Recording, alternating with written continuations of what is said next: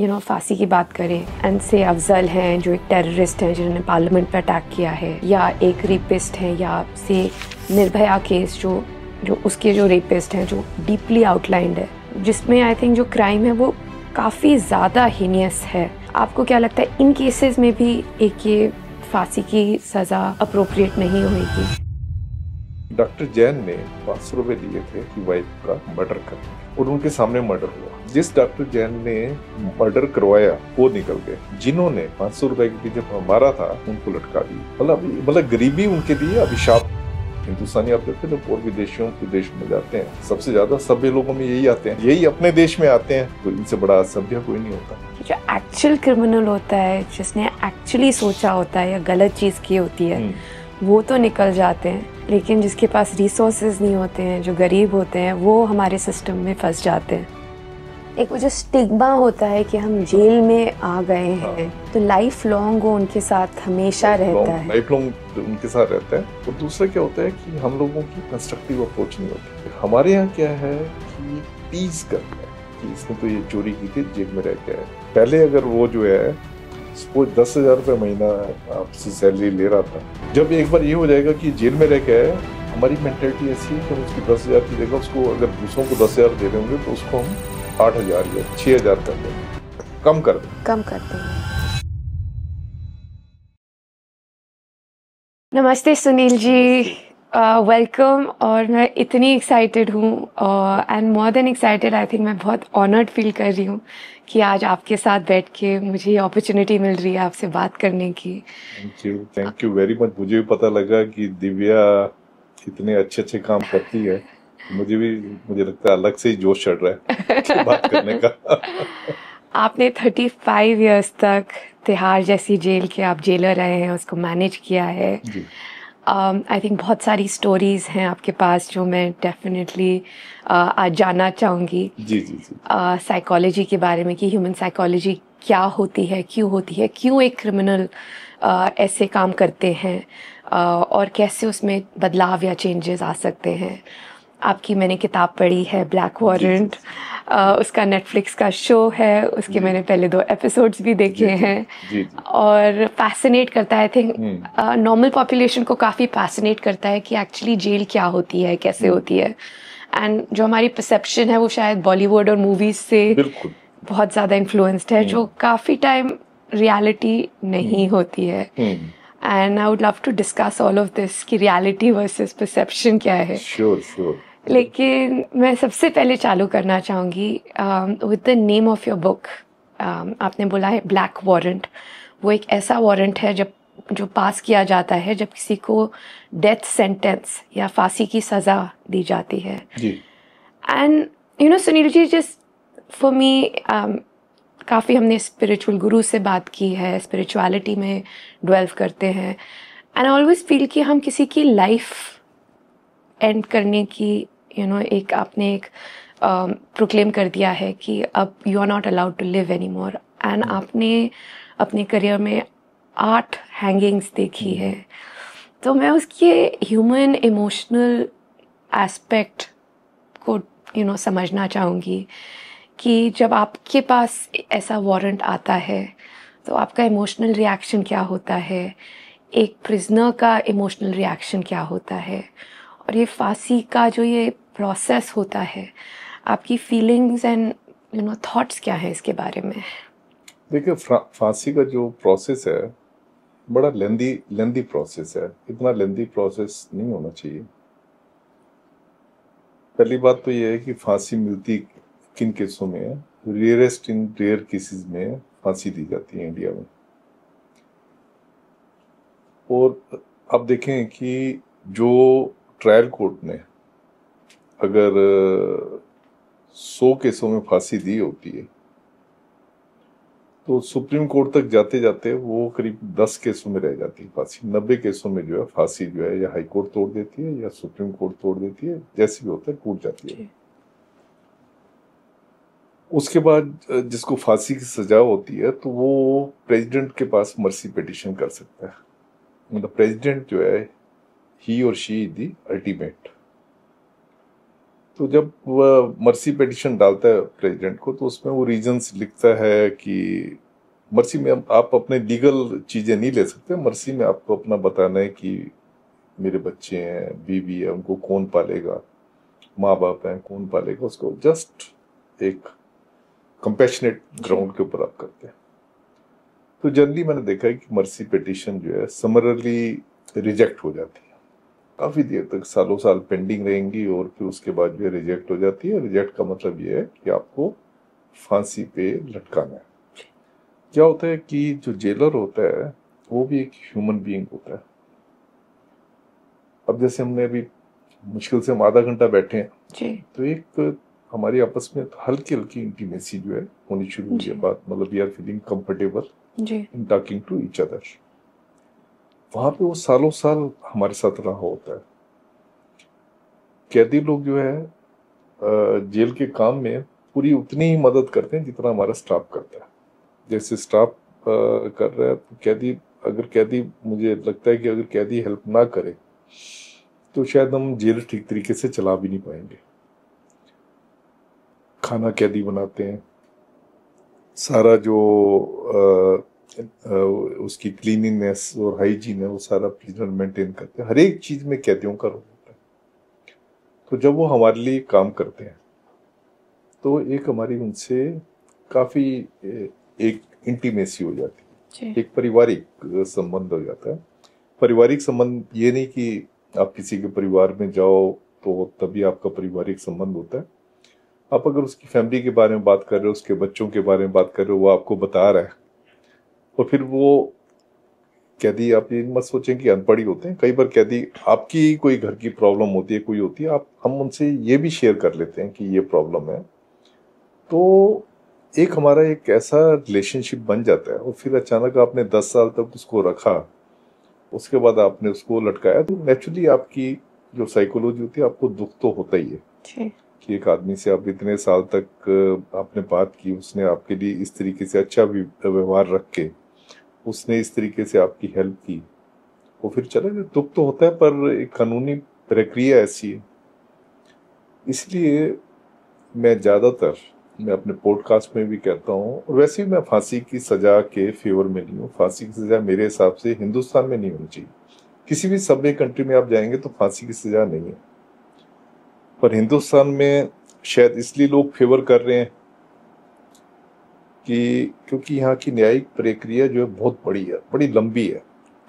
यहाँ पे कोई ऐसा नहीं है कि आपने जैसे चोरी का केस किया है तो चोरी के केस की अगर आप 6 महीने में, 1 साल में सजा सुना दो तो कितना अच्छा हो। किसी ने मर्डर किया, किसी ने रेप किया है, आप एक स्पेसिफाइड पीरियड में उसकी सजा सुना दो तो कितना अच्छा हो। पर हमारे यहाँ आप देखेंगे कि ऐसे केस होते सालों साल चलते रहते हैं।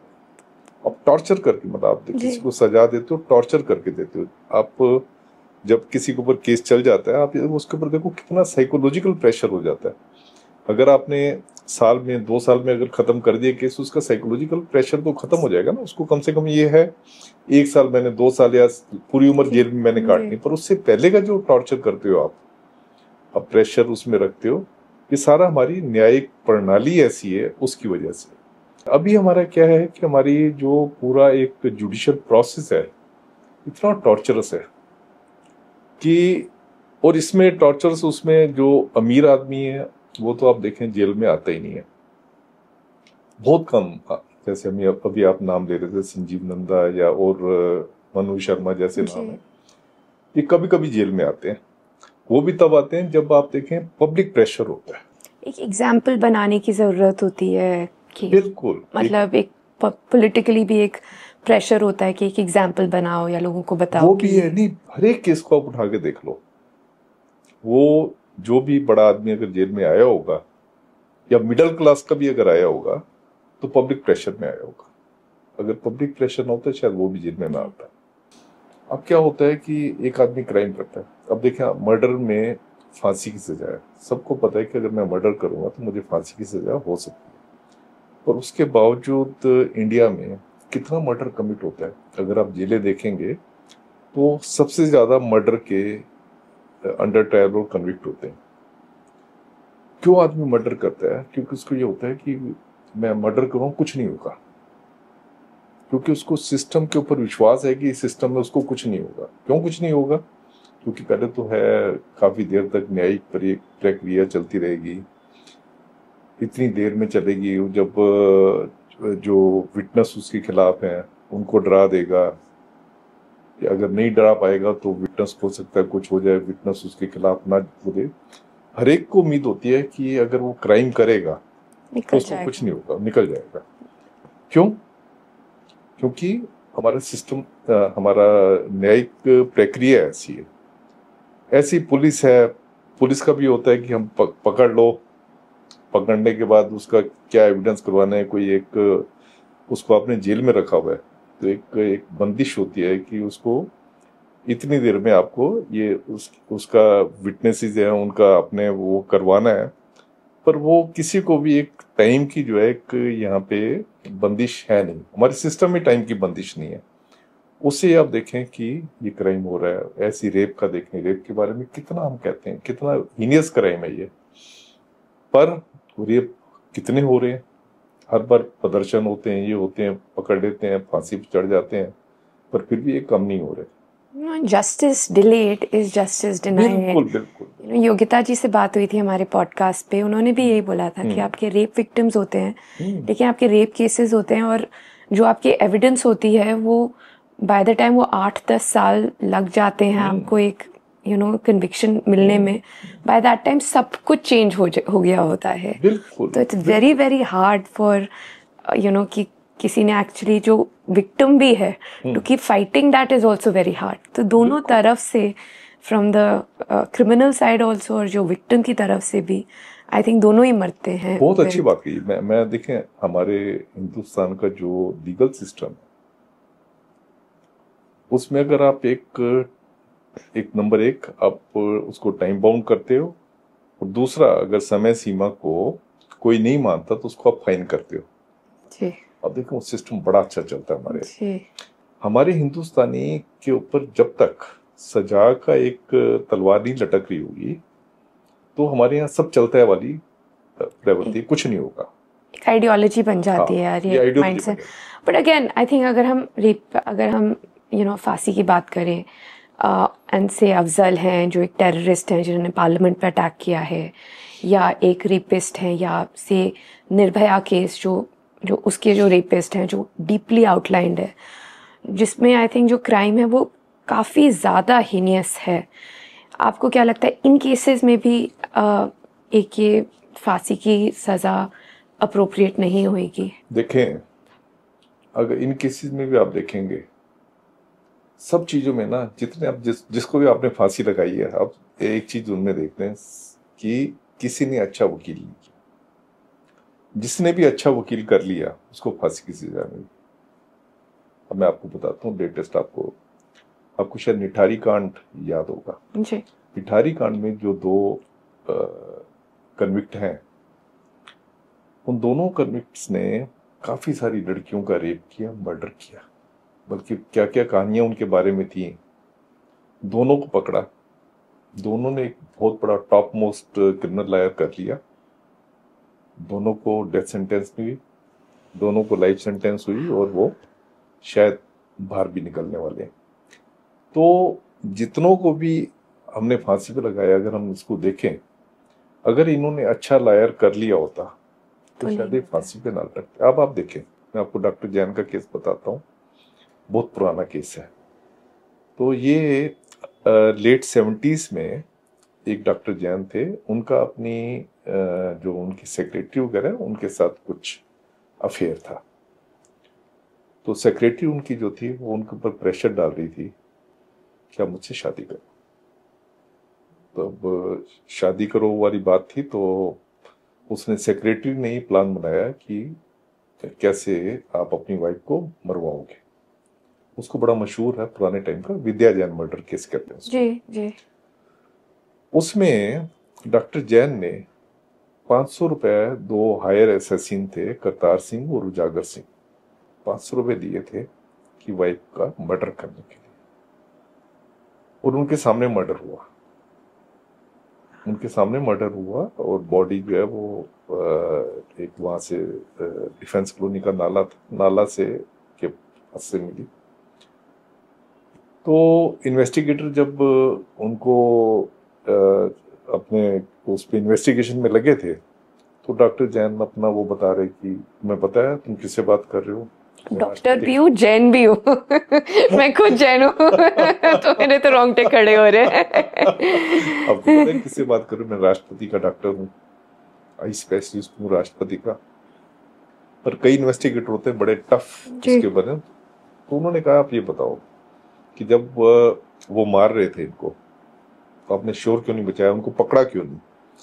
तो इसी बात के ऊपर उन्होंने उनको पकड़ा, डॉक्टर जैन को। चंद्रेश शर्मा थी उनकी जो सेक्रेटरी, उसको पकड़ा।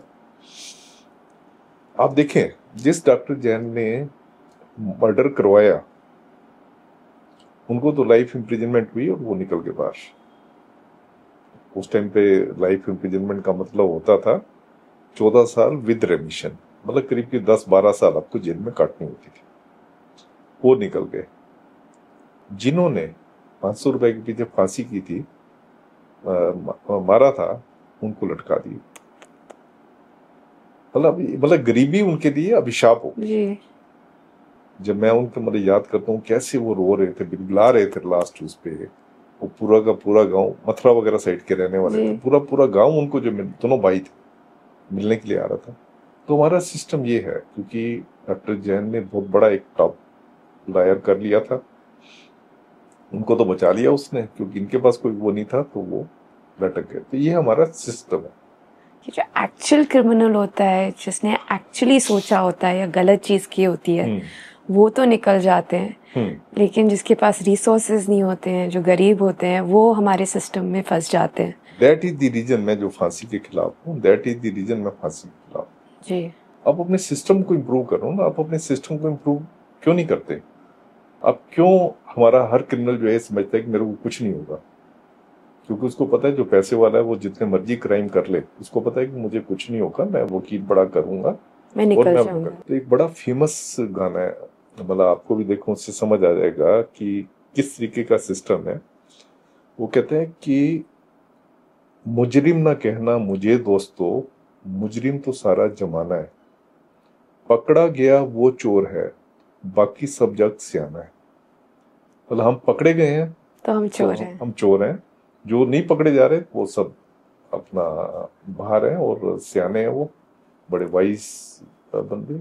और ना हम सिम्टम्स को सॉल्व करने की कोशिश करते हैं कि रेप बंद कर दें या चोरी डकैती बंद कर दें, मर्डर्स को बंद कर दें। लेकिन आई थिंक सबसे इम्पोर्टेंट चीज़ है कि हम इस जस्टिस सिस्टम को ठीक करें, बिल्कुल, ताकि एक्चुअली जो गलत चीज़ करें। अगर आप मिडल ईस्ट में देखें specially, I mean I think अभी मैं सिंगापुर में थी, तो वहाँ पे ना च्युइंगम नहीं खा सकते या कुछ ना कुछ आप लिटर नहीं कर सकते हो, तो आप कुछ नहीं करते हो because you are so scared कि अगर कुछ करेंगे तो हम पिनलाइज हो जाएंगे। कानून से डर है, तो ऑटोमेटिकली आपका बिहेवियर इम्प्रूव हो जाता है। आप मिडिल ईस्ट में होते हैं, सोच भी नहीं सकते। आई रिमेम्बर कि आप बैग वैग कहीं पे भी छोड़ के आ सकते हो, आपको पता है कि चोरी हो ही नहीं सकती है। तो अपने लीगल सिस्टम को स्ट्रेंथन करते हैं, उसको स्ट्रॉन्ग बना दें, क्राइम अपने आप बंद हो जाएगा। जी। आपने एक बार अपने क्रिमिनल जस्टिस एडमिनिस्ट्रेशन को स्ट्रॉन्ग कर लिया, आप देखें इसी वजह से क्राइम इतना ज्यादा, इसी वजह से हम मोरालिटी में भी जो है बहुत ज्यादा नीचे गिर गए हैं, बहुत ज्यादा नीचे गिर गए। आप देखें हमारे यहाँ जो क्राइम करते हैं हिंदुस्तान में, 90% केसों में जो क्रिमिनल होता है वो कहता है मैंने क्राइम नहीं किया। चार्ल्स सोबराज जेल से भागा, वो कह रहा है मैं तो भागा नहीं, मुझे किडनैप किया है। मतलब चार्ल्स सोबराज भी कह रहा है, जिसको दुनिया जानती है कि वो जेल से भागा है, कैसे ड्रग खिला के, ड्रग वाली चीजें खिला के भागा है, वो भी कहता है मैं भागा नहीं, मुझे किडनैप किया गया। तो 90% केसों में हमारे यहाँ है कि ये प्लीड नॉट गिल्टी करते हैं। अब यही अगर आपने सिंगापुर की बात की, सिंगापुर में होगा तो वहां पे मेरे ख्याल 60 से 70% हो, जैसे ही क्राइम होता है दे प्लीड गिल्टी। मोरालिटी है, हमने क्राइम किया, आप हमें पनिश करो, दे विल प्लीड गिल्टी। और चीज देखें आप, हिंदुस्तान में क्या होता है कि आपने पहले तो आपने प्लीड नॉट गिल्टी किया, उसके बाद अगर थोड़े से ही पैसे हैं आपके पास, आप अपील फाइल कर देंगे। सिंगापुर में, मैंने कई कंट्रीज का ये सिस्टम जो है स्टडी किया है। सिंगापुर में ये है कि अगर आपने अपील की और जज को लगा कि आपने जस्ट टाइम वेस्ट करने के लिए अपील की है या अपने झूठ को एस्टेब्लिश करने के लिए अपील की है, आपकी सजा जो है डबल हो जाएगी। मतलब इतना सख्त कानून है, तो इसलिए वहां पे आप देखें अपील बहुत कम लोग करते हैं। हमारे यहाँ तो हर कोई अपील कर देगा। उस सिस्टम में आपको ब्लॉक्स बनाने पड़ेंगे कि कोई गलत काम नहीं करे। हम तो इंसेंटिवाइज करते हैं बिल्कुल कि आप और करें गलत काम, इंसेंटिवाइज करते हैं कि अपील करते रहेंगे तो आप बाहर रहेंगे, इसमें उलझे रहेंगे तो टाइम ही निकल जाएगा। अगर आपका जो है अच्छा वकील आपको कर दिया तो बस आपको पता है कि आपको कुछ होना नहीं। अगर आपका बाप जो है पैसे वाला है तो आपको पता है आपको कुछ होना नहीं। अगर आपको लगता है कि आपको कुछ होगा, आप हर एक चीज को खरीद सकते हैं, तो ये सभ्य समाज के लक्षण नहीं है। मुझे माफ करना इस बात को कहने के लिए, पर ये सभ्य समाज के लक्षण नहीं। बट आई थिंक ये है ना कि इंडियन मेंटालिटी है। आपको पता है मेरे पापा कौन है, मेरे बाप कौन है, मतलब वो एक टिपिकल इंडियन एक माइंडसेट है। आपको पता है कि मैं किसको जानता हूँ। और हम कहीं पे भी जाते हैं, बाहर दुकान में जाते हैं, रेस्टोरेंट में जाते हैं, वो एक स्टैंडर्ड एक लाइन बन जाती है कि तुझे पता है मेरा बाप कौन है। एंड वो एक हमारी माइंडसेट बन के कम्युनिटी और सोसाइटी को एक्चुअली रॉट कर रहा है। सुप्रीमेसी ऑफ लॉ नहीं है। ये क्यों है? जिस दिन आपको हो गया ना कि सुप्रीमेसी ऑफ लॉ है, लॉ सबके लिए बराबर है, उस दिन आप देखना कि सिस्टम हमारे हिंदुस्तानियों का ये है कि इनको जरा सा आप ये बहुत अच्छी बात है हिंदुस्तानियों में कि अगर आपने एक बार इनको समझ आ गया ना कि अगर हम काम ये करेंगे तो हमें सजा मिलेगी और हम बच नहीं सकते। मैं कहता हूँ इनसे बड़ा डिसिप्लिन बंदा कोई नहीं होगा। हिंदुस्तानी आप देखते जब और विदेशों में जाते हैं, सबसे ज्यादा सभ्य लोगों में यही आते हैं और यही अपने देश में आते हैं, तो इनसे बड़ा सभ्य कोई नहीं होता। तो एक सुप्रीमेसी ऑफ लॉ के ऊपर जब आपका एक विश्वास हो जाएगा, सुप्रीमेसी ऑफ लॉ कब होगी? जब एक गरीब को भी डर लगेगा क्राइम करने के लिए, अमीर को भी डर लगेगा। आपको मैं इसमें इंटरेस्टिंग बात बताता हूँ। क्या होता था कि जेल में दो तरह क्लासिफिकेशन होता था जो प्रिजनर्स को फैसिलिटी मिलती थी, दो ग्राउंड्स के ऊपर मिलती थी। एक तो ये है कि अगर आप जब जेल में आए हैं, अगर आप इनकम टैक्स पे ही थे तो आपका अलग क्लासिफिकेशन होता था, या आप ग्रेजुएट थे, आपने ग्रेजुएशन किया हुआ था तो आपका क्लासिफिकेशन अलग होता था। मतलब उसको बी क्लास कहते थे, बाकी को सी क्लास कहते थे। मैं दिल्ली की बात कर रहा हूँ क्योंकि जेल जो है स्टेट सब्जेक्ट है, हर एक जगह के अपने अलग अलग होते हैं। तो दिल्ली में ये होता था। तो जो बी क्लास वाले प्रिजनर होते थे वो लोग जेल में ऐसे चलते थे जैसे एक बड़ी इन्फ्लुएंशियल क्लास होती है ना, वो इवन जेल स्टाफ को भी बहुत नीची नजरों से देखते थे। कहते पता है मैं बी क्लास प्रिजनर हूँ। जैसे चार्ल्स ओबरा था, बी क्लास प्रिजनर था। सुनील बत्रा था, वो बी क्लास प्रिजनर था। ऐसे खुद जो बड़े बाप के बच्चे थे या जिन्होंने ग्रेजुएट भी अपने आप मतलब ये एक्चुअल क्लासिफिकेशन बनी हुई है जेल में कि आप बी क्लास हो, सी क्लास हो, बनी हुई थी। तो फिर क्या होता था कि जो बी क्लास वाला प्रिजनर जो होता था, वो जब भी कोर्ट में कोई एप्लीकेशन देता था उसमें लिखता था कि आई में बी क्लास प्रिजनर। तो एक बहुत अच्छे जज हुए थे सुप्रीम कोर्ट में, जस्टिस कृष्णा अय्यर।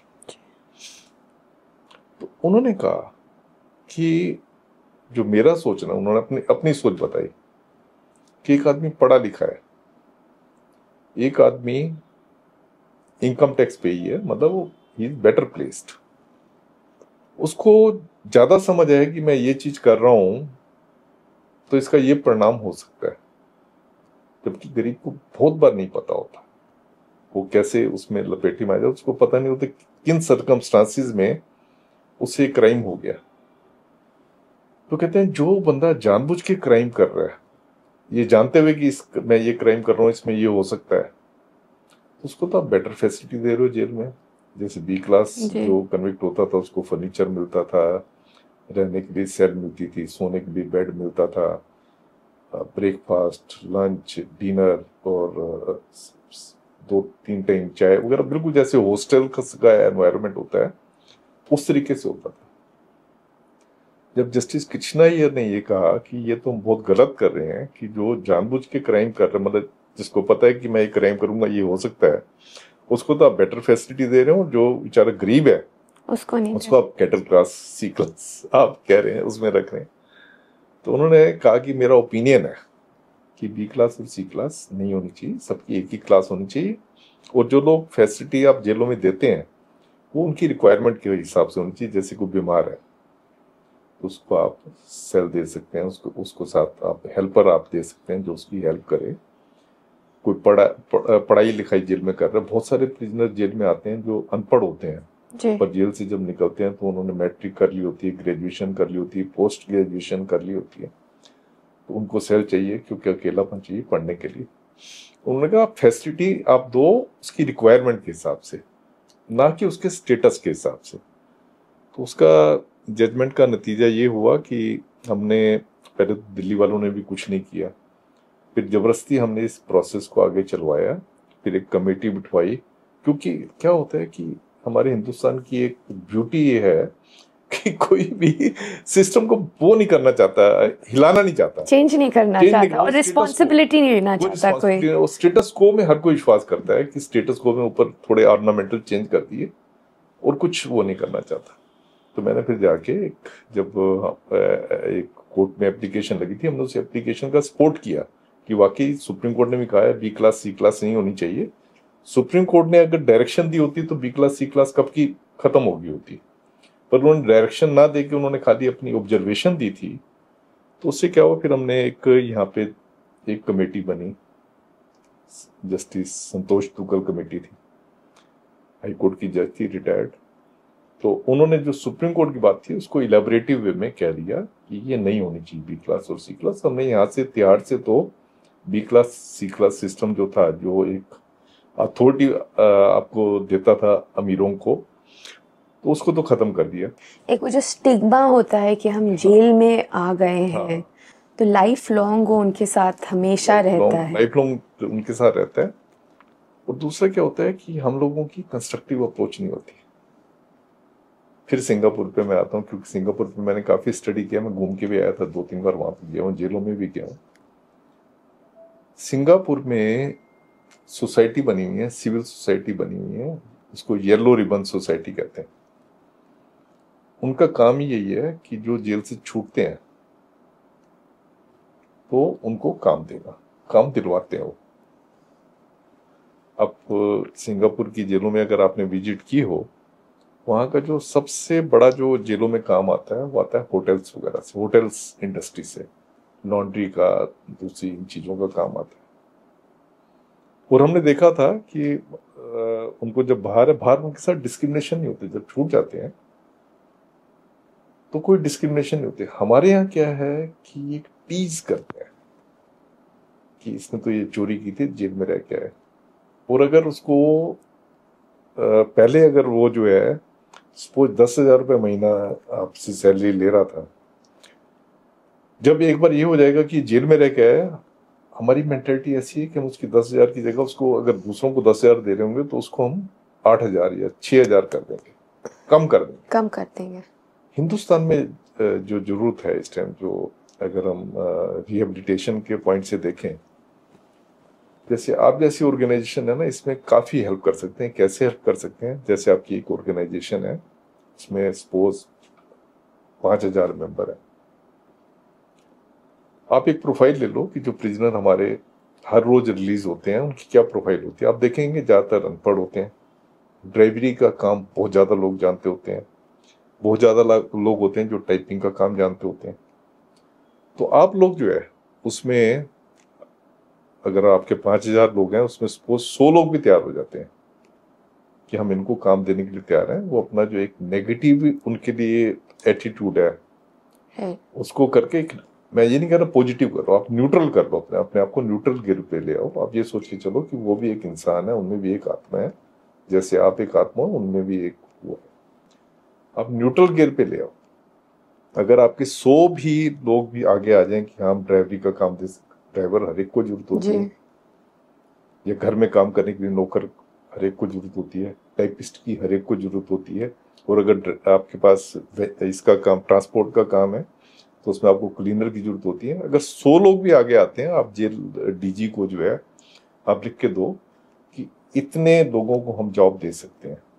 आप देखना, आप एक कमाल की सर्विस वो करोगे सोसाइटी के लिए, और आप देखना कि आप कितना पुण्य कमाते हो। सुनील जी, यहाँ पे ट्रस्ट की बात होती है, हाँ, राइट? लाइक आई थिंक ड्राइवरी की काम है, ठीक है, ड्राइवर रख लें।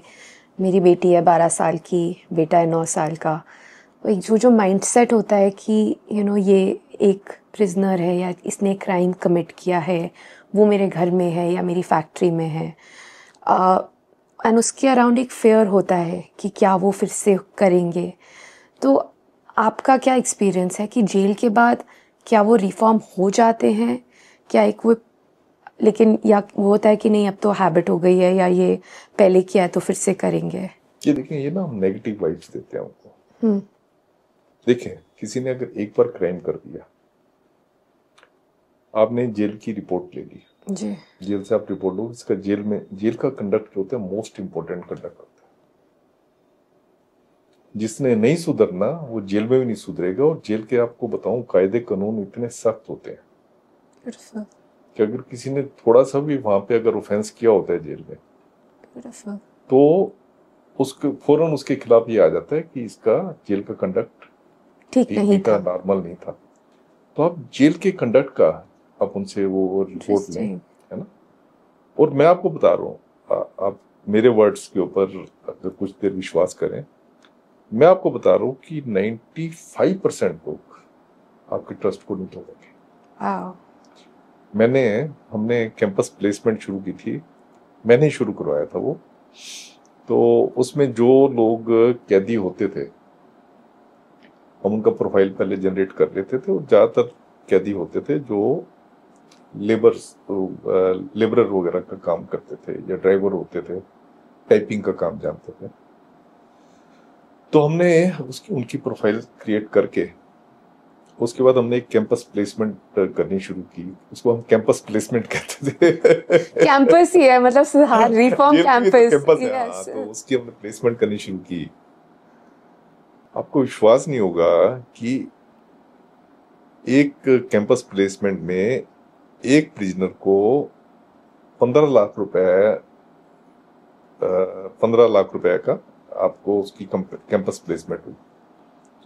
वो अग्रवाल एंड पैकर के उसमें गया था, तो मैं उसकी वो जो भी उनसे जो, क्योंकि वो मेरे अच्छे वो उनसे जान पहचान थे, तो मैं उनसे पूछता रहता था।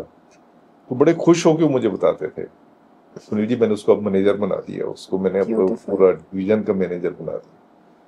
95% प्रिजनर आपका विश्वास नहीं तोड़ेंगे, या आप एक स्ट्रिक्ट वॉच में रख सकते हैं। आप देखें क्या होता है, आपने किसी को कोई एम्प्लॉयमेंट दी, ठीक है, आप उसको कर लो पहले 6 महीने 3 महीने, आपको 6 महीने 3 महीने में ही आपको उसका वो पता, आप नेगेटिविटी लेके मत चलो, अपने को न्यूट्रल गियर में ले आओ।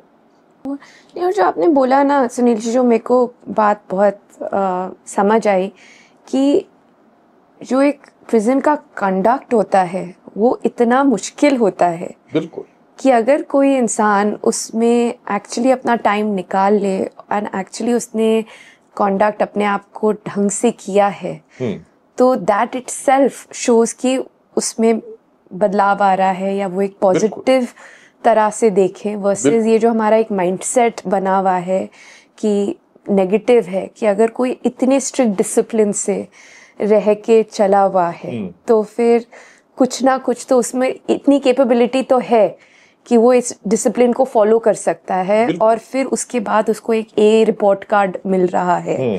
तो दैट इटसेल्फ इज समथिंग जो हमारे को वैल्यू और ट्रेजर करना चाहिए। बिल्कुल, मैंने आपको बताया और मैंने देखा है कि प्रिजनर को भी है, जैसे सपोज जो भी वहाँ पे सुप्रीम जेल है, उसने जब आपके पास भेजे तो प्रिजनर को ये पता होता है कि मेरे को सुप्रिंटेंडेंट की आंख की भी जो है इज्जत रखनी है, नहीं करेगा गड़बड़। और 5% मैंने आपको बताया, 5% तो आप किसी बाहर वाले को रखोगे वो भी होएगा करेगा जी। बस हमें अपना एक एटीट्यूड जो है, एक बदलने की जरूरत है। जब तक हम पर एटीट्यूड नहीं बदलेंगे हम जब तक, तब तक क्राइम भी बढ़ता रहेगा और जैसा माहौल बना हुआ है उसको हम, एंड जो आप बोल रहे हो ना, ये जो टीज करने की एक हैबिट है, या आप बोल रहे हैं कि मतलब कम पैसे देंगे, तो आप तो फिर उसको इनकरेज कर रहे हो कि अच्छा तुमने किया था, अब मैं और कम पैसे दूंगा, तो फिर आप और ज्यादा डेस्परेट होगे ताकि आप जाके और गलत काम करो। बिल्कुल। तो you are creating a community of more and more wrong doers and criminals जो हम क्रिएट कर रहे हैं। बहुत अच्छी बात कही आपने कि तो इसमें आप एक बार विश्वास करें। अब देखिए, जब और कंट्री में है, अगर वहां पे सुधर सकते हैं तो हमारे यहाँ क्यों नहीं सुधर सकते? मैं आपको इंटरेस्टिंग बात बताता हूँ। जेल में खाली 10% ये प्रिजनर होते हैं जिनके ऊपर आप ट्रस्ट नहीं कर सकते। 10%। 90% प्रिजनर ऐसे होते हैं कि जिनके ऊपर आप 100% वो आप ट्रस्ट रख सकते हो। अब जेल के गेट खोल दो। क्यों? तो आपको सुनील जी कैसे पता चलेगा कि ये 10% कौन है जिनको आप ट्रस्ट नहीं करते? अब जेल के गेट खोल दो। मैं आपको इसको एग्जांपल दे के बताता हूँ। जेल की गेट अगर आप खोलते हो, आप देखोगे 90% लोग नहीं जाएंगे। खाली जो हैबिचुअल प्रिजनर है वो भाग सकते हैं। अब चार्ल्स सोबराज जब भागा था, चार्ल्स सोबराज के केस में क्या हुआ, उसने स्टाफ को ड्रग लेस्ड मिठाई वगैरह और फ्रूट्स वगैरह खिलाए, जिससे वो बेहोश हो गए। थोड़ा उसने पैसे का लालच भी दिया और वो भाग गया। जब वो भागा, उस टाइम पे उस जेल में 1500 के आसपास लोग, 1200 से 1500 के करीब लोग थे। सभी लोगों को पता था गेट खुले पड़े हैं। पता था भागना है तो भाग जाओ, सबको पता था कि जेल ऐसे गेट खुले पड़े हैं। क्योंकि आपने जेल को देखा हुआ है कि जैसे आप जेल में मेन सबसे होता है ड्योढ़ी, जहां से आपकी एंट्रेंस होती है। उसके बाद आपके जहां प्रिजनर की लॉजिंग एरिया शुरू हो जाता है। तो प्रिजनर्स को सबको पता था, क्योंकि जैसे वो बेहोश होते गए और जब ये भागे, 13 लोग भागे थे, सबको पता था कि हम भाग सकते हैं। पर अब देखो, खाली 13 लोग भागे। 13 में से भी 5 या 6 लोग ऐसे थे जिनको नशा इतना चढ़ गया था कि उनको पता ही नहीं लगा कि वो भाग रहे हैं या क्या कर रहे हैं। वो नशे में निकल गए, शाम को वापस आ गए। वापस भी आ गए शाम को वापस आ गए। जब उनके घर वालों ने देखा कि उनकी फोटो टीवी के ऊपर आ रही है कि जेल से भाग गए हैं, चार्ल्स सोबराज के साथ भाग गए हैं, तो जब ये घर पहुंचे होंगे, उनके घर वालों ने कहा, तुम तेरी फोटो तो उसके अब चोरी के केस में जेल में आए थे, वो फोटो आपकी टीवी के ऊपर आ रही है कि आप भाग गए हैं। तो उनको जब रियलाइज हुआ, यार ये तुमने बड़ी गलत वो चीज कर दी, वापिस आ गए। शाम को ही वापिस आ गए थे। तो उस टाइम पे सभी प्रिजनर्स को पता था कि हम भाग सकते हैं, पर वो नहीं भागे। और जब हमने उनके एक साइको एनालिसिस किया, तो उन सबको ये था कि सर, हमारा ये था कि हमारा जब एक लीगल वे से बेल जब हो जाएगी तब हम भाग जाएंगे, हम टेंशन में क्यों जाए। बट मैं ये समझना चाहूँगी कि हम इतनी बड़ी कॉर्पोरेट्स चलाते हैं, सैलरी देते हैं, एंड फिर भी हमारे को अपने एम्प्लॉयज़ को मैनेज करने में, कंट्रोल करने में प्रॉब्लम होती है। लेकिन आप ये जो जेल चलाते हैं, आप ये प्रिजनर्स हैं जो काम करते हैं, तो उनको आप कंट्रोल कैसे करते हैं, या उनका मोटिवेशन क्या होता है करने का? क्या वो डर के वजह से करते हैं, कि मतलब कैसे आप इंस्पायर कर रहे हैं, कंट्रोल कर रहे हैं? एक मोटिवेशन क्या होता है उनका ये चलाने का? आपने मोटिवेशन वाली बात कही है, इसी मोटिवेशन की वजह से प्रिजनर काम करते हैं। क्या मोटिवेशन होता है मैं बताता हूँ। जेल में मैं आपको बताऊं, जो लोग कैदी काम करते हैं वो इतनी लगन से काम करते हैं। इनफैक्ट जो दूसरे प्रिजनर को जो काम सिखाना है वही सिखाते हैं।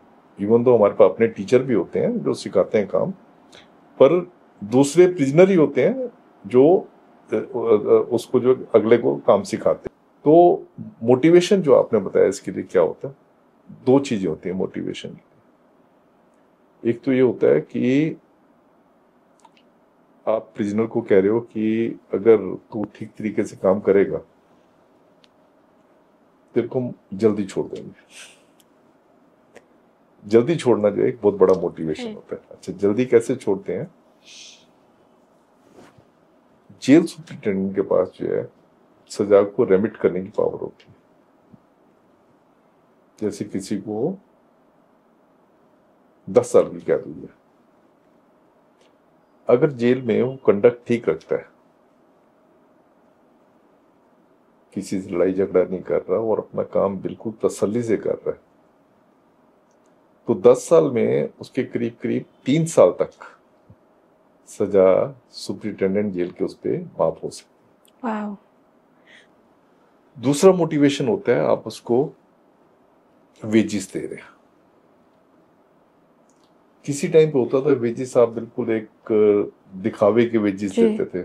आजकल जो वेजिस होते हैं उसमें क्या होता है कि जो आपके स्टेट गवर्नमेंट के वेजिस हैं, आपको वो फार्मूला जो है फॉलो करना पड़ता है।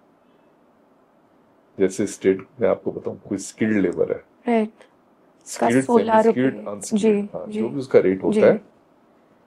स्किल्ड लेबर है तो उसमें अगर आप, एग्जाम्पल से कह रहा हूँ कि आप उसको 2500 या 2100 रुपए दे रहे हैं रोज के,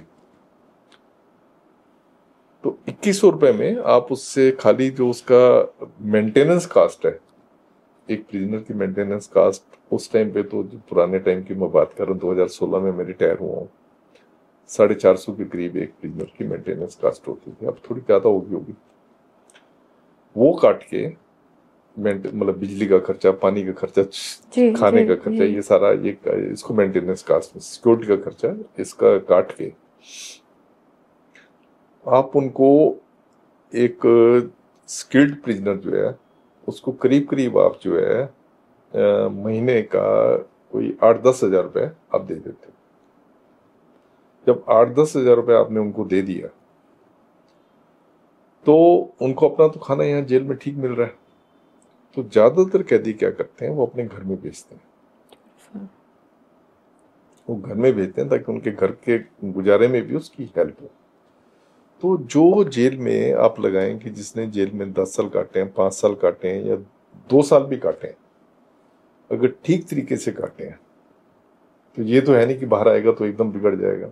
उसको फिर पता होगा मैं दोबारा जेल में जाऊंगा। सबसे बड़ा डर होता है कि मैं दोबारा जेल में जाऊंगा, तो वो आपके विश्वास को नहीं तोड़ेगा।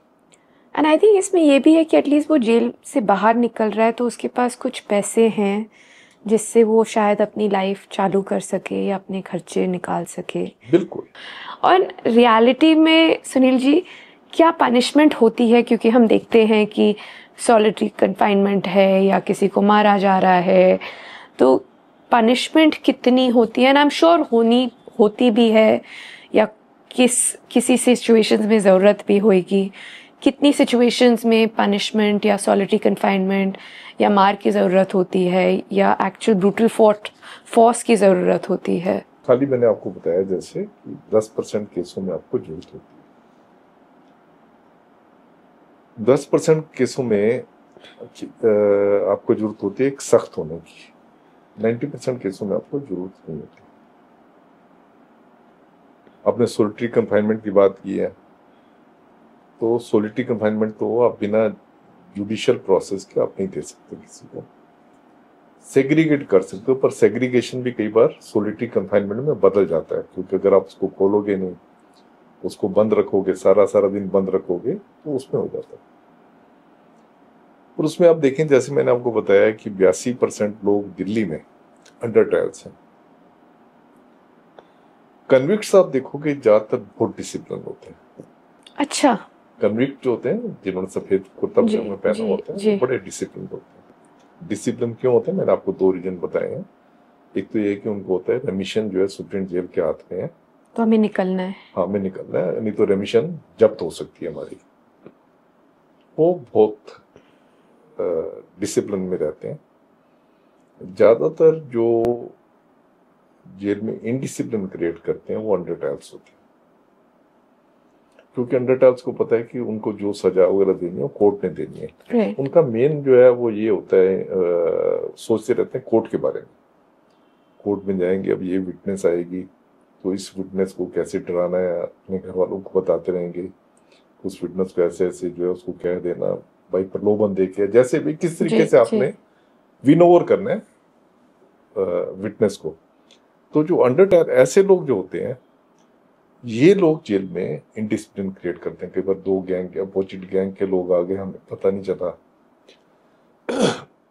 आपस में झगड़ा करेंगे, आपस में झगड़ा करके, तो जब आपस में झगड़ा किया तो जेलर के पास कोई और ऑप्शन नहीं होती कि उनको सेग्रीगेशन कर दे, अलग अलग जगह सेल में बंद कर दे। ये बड़ी आम बात होती है। दूसरा होता है आपने फैसिलिटी अंडर टैल्स की, मतलब कन्विक्ट्स की, मैंने आपको बताया वो डिसिप्लिन रहते हैं, जी खाली मेरे ख्याल कोई 0.5% होते होंगे जो इनडिसिप्लिन होते होंगे, बाकी 99.5% तक जो है वो डिसिप्लिन होते हैं। अंडर टैल जो है, इनके लिए हमारे पास कोई ऐसी पावर्स नहीं। ताकि सबसे बड़ी पावर होती है आप रेमिशन को फोरफिट कर रहे हैं या रेमिशन नहीं दे रहे। इनके केस में रेमिशन जो है अप्लाई नहीं होती, इसलिए इनडिसिप्लिन होते हैं। इसमें आपको जो है सख्ती आपको करनी पड़ती है, कई बार अपनी रक्षा के लिए आपको पिटाई भी लगानी पड़ती है। कई बार हम ज्यादा वो दिखा जाते हैं कि हम जेलर हैं, तो जेलर हैं तो हम कहते हैं कि नहीं इनकी पिटाई लगनी चाहिए। पर आप देखो, आप जेलर किसके ऊपर हो? गरीबों के ऊपर जेलर हो। असली क्रिमिनल तो आपका जेल में आ ही नहीं रहा। आ ही नहीं रहा है।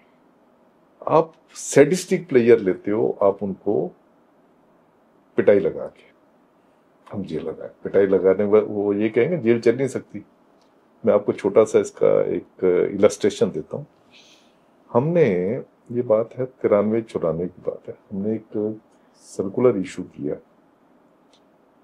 कि कोई जेल का ऑफिसर या स्टाफ का आदमी किसी प्रिजनर के साथ फिजिकल नहीं होगा, पिटाई नहीं लगेगा। और अगर हमें पता लगा कि बीटिंग हुई है किसी प्रिजनर की, अनलेस कि आपको अपनी सेल्फ डिफेंस में तो आप कर ही सकते हो, जी किसी ने आपके ऊपर अटैक किया और आप उसको रिपेल करने के लिए आप सेल्फ डिफेंस में तो कर सकते हो, फोर्स इस्तेमाल कर सकते हो।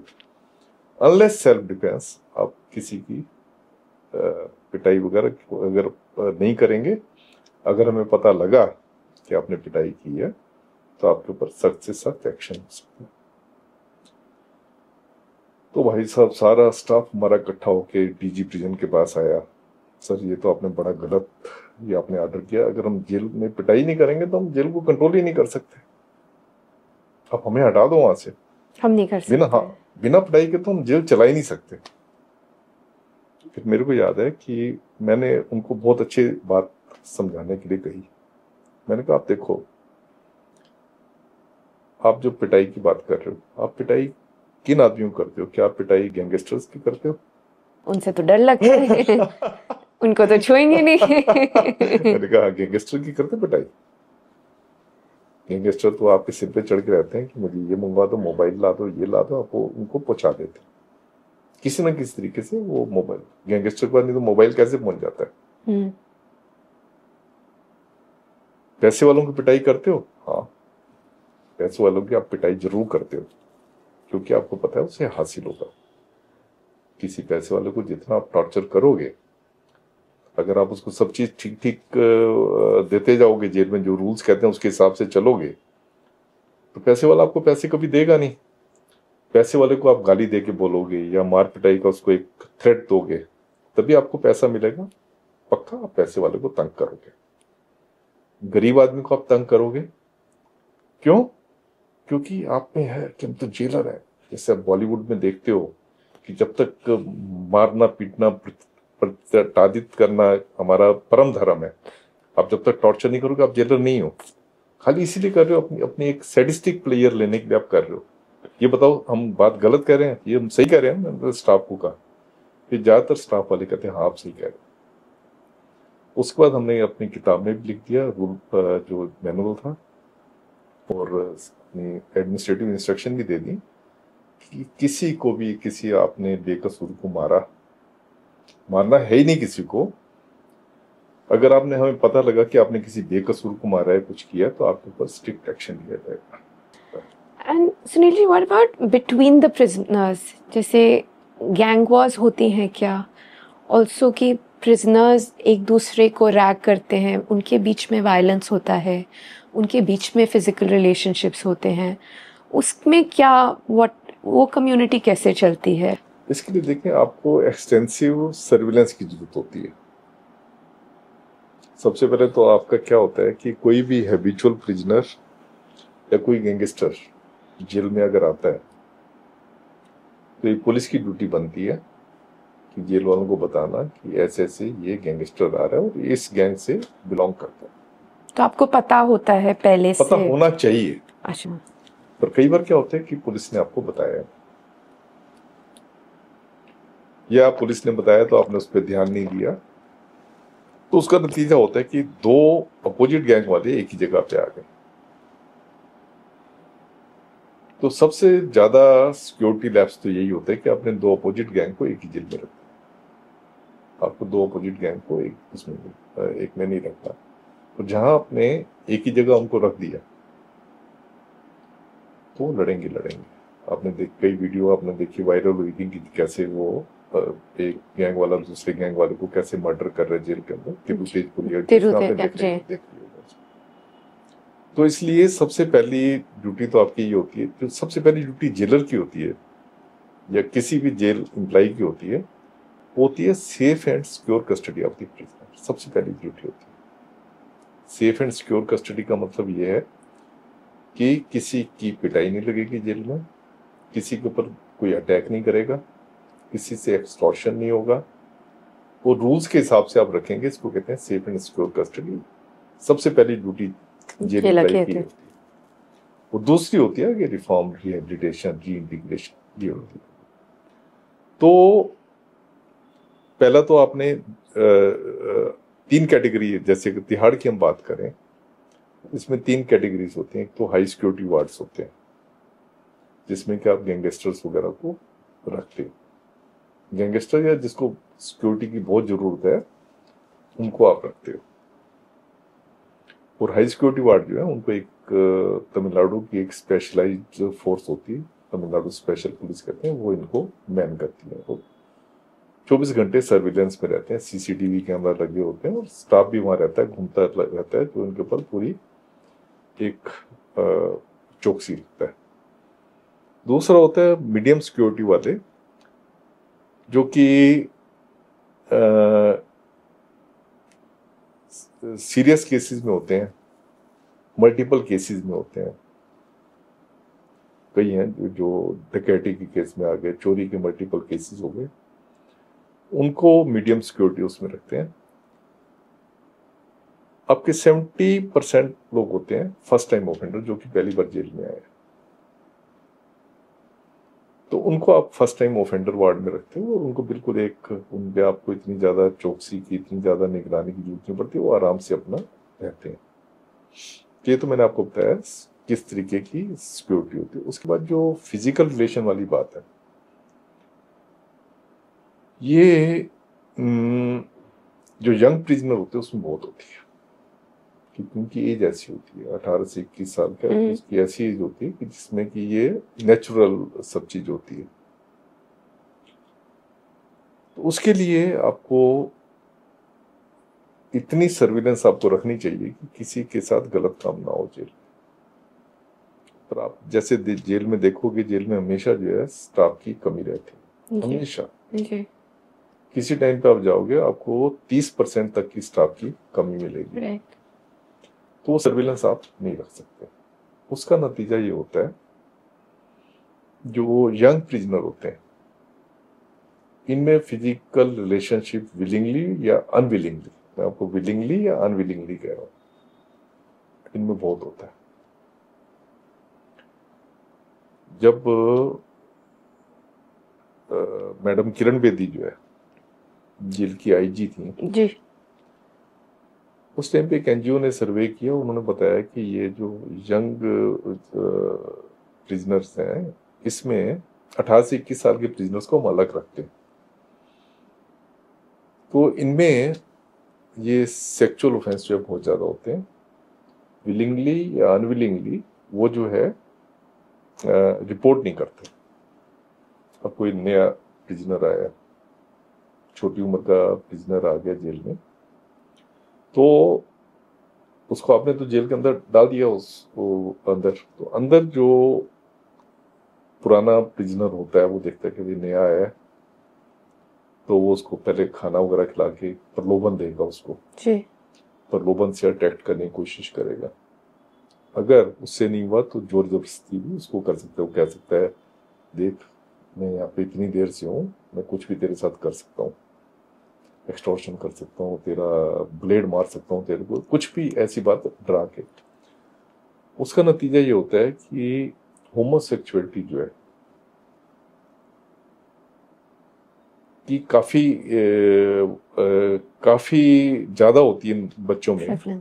तो उस टाइम में आज जो मिसेस बेदी की मैं बात कर रहा था, उस टाइम पे एक एनजीओ ने कहा कि 80% तक ये होमोसेक्सुअलिटी में होती है। तो हमने कहा क्या करें, हमें पता था जितने हमारे रिसोर्सेज हैं, पूरे रिसोर्सेज जो हमने लगा दिए हैं, फिर भी 80% तक ये आ रही है। आप इसको रोक नहीं सकते बियॉन्ड रोक नहीं टाइम। सकते जी। तो हमने कहा जब हम रोक नहीं सकते तो क्या किया जा सकता है। 94 की बात करूं, उस टाइम पे HIV वगैरह भी काफी फैल रही थी। जी। लोग, एक भय फैला हुआ था HIV का, HIV एड्स का। तो हम लोगों ने क्या किया कि हमने कंडोम रखवा दिया वहां पे, प्रिजन के अंदर। प्रिजन के अंदर। बड़ा बोल्ड स्टेप था कि जी। प्रिजन के अंदर कंडोम रखवाना, क्योंकि हमें पता था इन्होंने होमोसेक्सुअलिटी करनी। किसी वकील ने जो है दिल्ली हाई कोर्ट में लगा दिया कि हम कंडोम रख के उनको एनकरेज कर रहे हैं कि आप होमोसेक्सुअलिटी करो। तो उसमें फिर जो है कोर्ट ने उसको, हमारे जो एक्शन है उसको उन्होंने मंजूरी नहीं दी। क्योंकि खासकर मैंने आपको बताया 82% जहाँ अंडर ट्रायल हो, तो वहां पे तो एक तरह का they are in judicial custody. जी जी। और कोर्ट जो है उनकी जो भी से होती है दैट इज प्राइमरी से। राइट। तो उन्होंने उस चीज को नहीं माना। आपको और बताऊं, अगर और पीछे जाएं, 82-83 की बात है, तब मैं नया नया था, मैंने जेल को ज्वाइन किया था। किसी ने सुप्रीम कोर्ट में पिटीशन लगाई, संजय सूरी वर्सेस दिल्ली एडमिनिस्ट्रेशन थी। संजय सूरी था, एक और महिला पत्रकार थी, दोनों ने मिलकर पिटीशन लगाई थी वो। तो उसमें उन्होंने यही कहा था कि इनके साथ इनका रेप होता है, सोडोमिना कह के उनका रेप होता है। तो उनका ये एलिगेशन था कि जो हैबिचुअल प्रिजनर होते हैं और जो कोई नया प्रिजनर जो है कोई आता है, तो इनको परोसा जाता है, जो नए प्रिजनर होते हैं इनको, जो छोटी उम्र के प्रिजनर होते हैं इनको परोसा जाता है उनके पास, उसके एवज में जो है पैसा वगैरह स्टाफ को मिलता है। तो इस चीज से हम तो अनभिज्ञ थे कि ये चीज, हमें नहीं लगता था कि जेल में ये चीज हो सकती है। तो उस पे सुप्रीम कोर्ट ने दिल्ली के डिस्ट्रिक्ट जज को कहा कि आप इस पे अपनी रिपोर्ट। तो डिस्ट्रिक्ट जज की रिपोर्ट जो थी, उसने जो इन्होंने एलेज किया था अपनी आर्टिकल में, जो पत्रकार महोदय ने किया था अखबार में, वो बिल्कुल उन्होंने कहा ये बिल्कुल ठीक है। जो पैसे वाले हैं उनको परोसा जाता है जो यंग प्रिजनर होते हैं, और उसकी एवज में जो है ये स्टाफ वाले पैसा लेते हैं। तो सुप्रीम कोर्ट ने हमसे पूछा कि क्यों हो रहा है ये। तो हमने भी जो अपनी वो दिक्कत थी बताई कि क्या क्या दिक्कत होती है, कोई हमें रिपोर्ट नहीं करेगा तो हमें कैसे पता लगेगा, और क्यों रिपोर्ट नहीं कर रहा वो तो आप समझ सकते हैं क्यों रिपोर्ट नहीं कर रहा। तो सुप्रीम कोर्ट ने उस टाइम पे करीब करीब और नहीं तो 60-70 प्रिजनर थे, उनको बेल ग्रांट कर, जो सीरियस केसेस में भी आए हुए थे उनको बेल ग्रांट कर दी थी, क्योंकि उन्होंने एलेज किया कि उनके साथ रेप हुआ है, उनके साथ सोडोमी हुई है, उनको बेल दे दी। इनफैक्ट कई केसों में तो वो जो है कोई 24, 25, 30 साल के वो भी थे, लोग थे जो कहते थे हमारे साथ भी रेप हुआ है। तो कोर्ट ने सभी को जो है वो बेल देते गए। तो मैं जबकि सुप्रीम कोर्ट के आगे पेश हुआ, मैंने कहा सर ये तो आप बेल देते जा रहे हैं, कोई ये भी नहीं लिख रहे कि क्या बेल की कंडीशन होगी। तो मैं पर्सनली अपीयर हुआ, तो उन्होंने फिर कंडीशंस वगैरह उस पर लगा दी थी। तो उसमें उन्होंने एक बड़ी हिस्टोरिकल उन्होंने डायरेक्शन दी थी। उन दिनों में पुलिस जो भी एज लिख देती थी प्रिजनर की, तो वो वारंट पे लिखी हुई आ जाती थी, हमारे रिकॉर्ड में वही एज हो जाती थी। इवन दो हमारा जेल मैनुअल कहता था कि जेल सुप्रिटेंडेंट की ड्यूटी है देखना कि यंग प्रिजनर्स, खासकर जुवेनाइल जो है वो जेल में ना आए। तो जब हमारे कहने पे सुप्रीम कोर्ट ने जो है डायरेक्शन दी कि जो जिसको भी आप जेल में भेजोगे उसकी एज लिख के भेजोगे, उससे हमारे को बड़ी रिलीफ मिल गई कि कोई मतलब छोटी उम्र का 16 साल, उस टाइम पे 16 साल होती थी कि 16 साल से छोटी उम्र का बच्चा हमारे पास नहीं आ रहा। दूसरा उन्होंने कहा कि जो जेल स्टाफ है, खासकर वार्डन स्टाफ वगैरह जो है, इन सबको आप रोटेट करो, एक जगह पे इनको काफी देर तक लगा के नहीं रखोगे, क्योंकि आप जब इतनी एक जगह पे इनको काफी देर तक रखोगे उसमें इनके वेस्टेड इंटरेस्ट जो है डेवलप हो जाते हैं। दूसरा उन्होंने ये कहा। फिर तीसरा जो है स्टाफ के खिलाफ काफी उन्होंने एक्शन वगैरह लिया। तो ये आप लगाएं, ये प्रॉब्लम शुरू से है, 92-93 की बात की, कंडोम रखे, मतलब ये जिसको हम रोकना भी चाहें तो आप थोड़ा सा कुछ परसेंटेज है जो कम कर सकते हो, पर आप इसको कंट्रोल नहीं कर सकते पूरी तरह से तो खैर सोचो 50% भी हम उसको जो है वो नहीं कर पाते। तो इसमें ये है कि अगर जैसे ओवर क्राउडिंग बहुत है प्रिजनर्स की, अगर आपका मैनेजेबल लिमिट्स में अगर प्रिजनर आ जाते हैं तब शायद इस समस्या पे कुछ आप कमी कर सकते। अब देखें क्या होता है, अब ओवर क्राउडिंग है, एक बैरक है जिसमें आपको 50 आदमी रखने चाहिए। एक सेल में कितने टिपिकली प्रिजनर्स होंगे? ये डिपेंड करता है कि सेल का क्या साइज है। राइट। तो एक सेल में जैसे अगर 50 लोग रखने चाहिए, आपने उसमें 100 रख दिए, तो टिपिकली एक प्रिजनर का कितना बड़ा कमरा होएगा या कितना बड़ा सेल में कितने लोग रहते हैं? देखिए क्या होता है, दो तरह की एकोमोडेशन होती है। एक होती है सेल एकोमोडेशन, किसी भी जेल में, हिंदुस्तान की जेल में जाएंगे दो तरह की एकोमोडेशन होती है। एक होती है सेल एकोमोडेशन, एक होती है बैरक एकोमोडेशन। सेल एकोमोडेशन तो आप लगा ले 15x10 का जो है उसका तो वो होता है। उस सेल का मतलब ये होता है कि उसमें एक आदमी को रखेंगे, पर ओवर क्राउडिंग की वजह से आप 1, 3 भी रख देते हैं, 2 नहीं रखते। अच्छा। उनको पता है कि दो को अगर रखेंगे तो वो शैतान का घर होता है, दो जने दो नहीं रखते, दो नहीं रखते, एक रखते हैं, 3 रखते हैं, 4 रखते हैं। बैरक की होती है डिफरेंट साइज की होती हैं। अब बैरक है, अगर आपकी 50 की कैपेसिटी है उस बैरक की और उसमें आपने 100 लोग रख दिए, तो उसका तो इलाज यही है कि आप एक ओवर क्राउडिंग को कंट्रोल करें। जेल का स्टाफ जो है आपका 30% 35% तक कम होता है, उसको कम ना होने दें, ताकि एक प्रॉपर सर्विस और है स्टाफ को ट्रेनिंग दें। आप देखें अनट्रेन्ड स्टाफ है। अब हम जब आए थे जेल में कोई ट्रेनिंग नहीं थी हमारे, हमें तो प्रिजनर्स ने जो ट्रेनिंग दी, प्रिजनर्स ही आपको ट्रेन कर रहे हैं कि प्रिजनर्स को कैसे देखें। प्रिजनर्स ही ट्रेनिंग दे रहे हैं। देखो सबसे ज्यादा जो आदमी डरता है ना जब जेल की नौकरी में आता है या पुलिस की नौकरी में भी जाता है, मेन होता है कोर्ट कचहरी की गुस्सा। अब इवन तो मैंने LLB किया हुआ था जब मैं नौकरी में आया था, पर वारंट वगैरह के बारे में मुझे कुछ भी नहीं पता था। कस्टडी वारंट क्या होता है, कन्विक्शन वारंट क्या होता है, जुडिशियल रिमांड वारंट क्या होता है, कुछ नहीं पता। तो हम जब वारंट्स को हाथ लगाते तो हमारे हाथ कांपते थे। तो हमें प्रिजनर्स ने बताया कि ये कस्टडी वारंट है ये अंडर ट्रायल का वो है, ये प्रोडक्शन वारंट है, ये जुडिशियल रिमांड का वो है। मतलब उन्हीं ने हमें सिखाया कि क्या करते हैं, कैसे करते हैं। स्टाफ को अगर देखें, जैसे मैंने आपको बताया था, क्रिमिनल जस्टिस एडमिनिस्ट्रेशन ठीक तब हो सकता है कि अगर आप उसमें एक समय सीमा बांध दें कि आपने इतनी समय सीमा में आपने केस को खत्म करना है, नहीं करना तो आप उसमें कंपेंसेशन का, एक बात मेरी रह गई थी पहले, कंपेंसेशन का प्रोविजन कर दें कि अगर आपने इतने समय से सीमा में, अगर सपोज मर्डर का केस है, अगर 3 साल में खत्म नहीं हुआ तो you can call the explanation of the police और जज क्यों नहीं हुआ।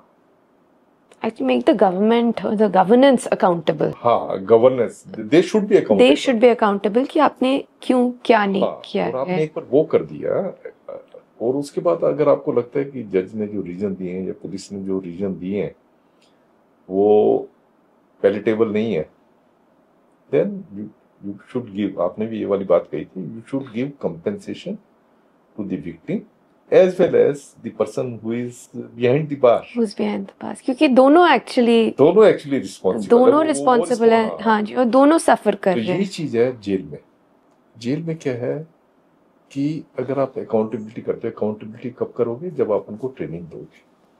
अब जेल में ट्रेनिंग है ही नहीं, और अगर ट्रेनिंग के लिए जाते भी हैं, किसी ट्रेनिंग इंस्टीट्यूट में जाते हैं, उनको प्रॉपर ट्रेनिंग नहीं मिलती, उनको प्रॉपर ये नहीं बताया जाता कि जेल मैनुअल क्या कहते हैं, मॉडल जेल मैनुअल क्या कहता है, या और स्टेटों के मैनुअल को कैसे कंपैरिजन करते हैं, कस्टडी वारंट क्या होते हैं, लॉ क्या कहते हैं, कुछ। And also because state subject है तो हर स्टेट में ये स्टेट का अपना अलग अलग होता रहता है। आपको बताऊं, मैंने 1988 में एक जल्दबाजी में इन्होंने एक कमेटी बनाई कि आप जेल मैनुअल बनाओ। तब तक हमारे यहाँ पंजाब जेल मैनुअल एप्लीकेबल होता था।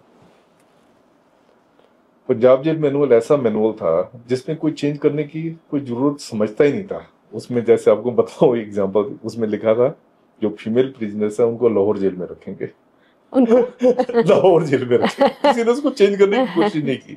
उसमें लिखा था कि गांधी टोपी पहनना जो है ये एक प्रिजन ऑफेंस है। अरे क्योंकि जो अंग्रेजों ने बोला था वही फॉलो करते थे, वही कर रहे। जेल जो है लास्ट प्रायोरिटी एरिया होता है किसी भी गवर्नमेंट जी, क्योंकि अगर आप जेलों में सुधार करोगे तो आपको वोट नहीं मिलने वाले। आप हॉस्पिटल बनाओगे, आप कम्युनिटी सेंटर बनाओगे, आप स्कूल बनाओगे तो आपको वोट मिलेंगे। अगर आप जेल में रिफॉर्म करोगे तो आपको सब कहेंगे यार ये तो एक क्रिमिनल सरकार है। जेल जो है हमेशा इस चीज का शिकार। तो फिर क्या था, तिहाड़ में आपकी हम बात कर रहे थे, तिहाड़ में क्या है कि ट्रेनिंग को लीस्ट इम्पोर्टेंस दिया जाता है। क्यों, उसके पीछे भी कारण बताता हूँ।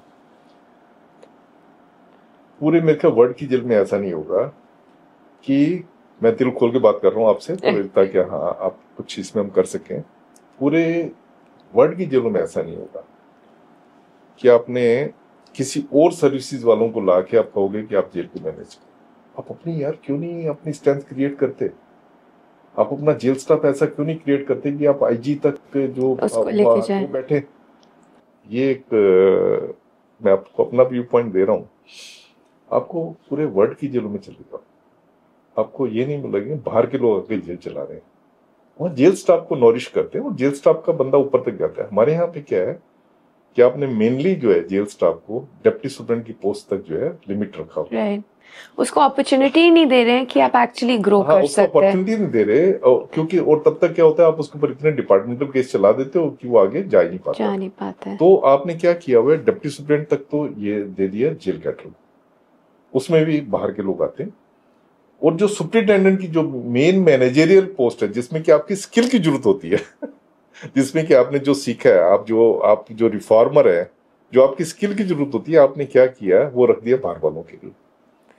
तो कोई डिस्कनेक्ट है बिटवीन व्हाट इज तकड़ा disconnect, what is happening and what is. बाहर वाले आते हैं, बहुत सारे लोग ऐसे आते हैं जो कि पनिशमेंट पोस्टिंग पे आते हैं, और कई बार तो पनिशमेंट पोस्टिंग बहुत अच्छी होती है। जैसे किरण बेदी ने खुद कहा है कि उसको जो आईजी बना के भेजा था पनिशमेंट पोस्टिंग पे भेजा था, but that was a blessing in disguise. And she transformed. She transferred. I was DSP during her era. तो मुझे पता है उन्होंने क्या काम किया। पर अगर आप एसपी तक भी अगर जेल कैटर वाले को नहीं बनने, वो आपके बाहर के लोग आएंगे। बाहर के कौन? क्लरिकल पोस्ट से जो प्रमोट होते हैं। एक आदमी ने जेल पे अगर 20 साल की नौकरी की है, उसको तो आप फिट नहीं समझ रहे कि उसको जेल सुपरिटेंडेंट बनाए। एक आदमी ने क्लर्की में अगर 20 साल की नौकरी की, उसको आप जेल सुपरिटेंडेंट बना रहे हो और पनिशमेंट पोस्टिंग पे आ रहा है। बड़ी बात है। I think it's beautiful. I think जो आपने बोला कि एक सिस्टमिक हमने इशू क्रिएट किया हुआ है इन जेल मैनेजमेंट एडमिनिस्ट्रेशन।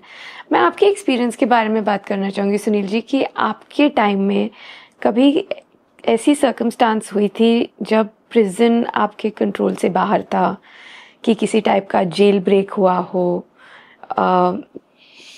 या वेदर प्रिजनर्स या कोई गैंग वॉर हुई हो जिसमें एवरीवन दे टुक कंट्रोल? तो ऐसा हुआ था एक प्रिजनर था, हैबिचुअल प्रिजनर था। हमारे यहाँ क्या था कि एजुकेशन क्लासेस वगैरह हमने मैंडेटरी किया हुआ था, सब भी बैठेंगे एजुकेशन क्लासेस। एजुकेशन क्लासेस में क्या होता था कि जो ज्यादा पढ़ा लिखा होता था वो कम पढ़े लिखे को पढ़ाता था। राइट। या जैसे कोई उर्दू पढ़ाना चाहता है तो वो उर्दू सबको पढ़ाएगा, लैंग्वेज की क्लासेज होंगी, फ्रेंच की क्लासेज चलती थी, इतनी बढ़िया क्लासेज चलती थी। तो एक प्रिजनर था, वो कहता मैं क्लासेज में नहीं बैठूंगा।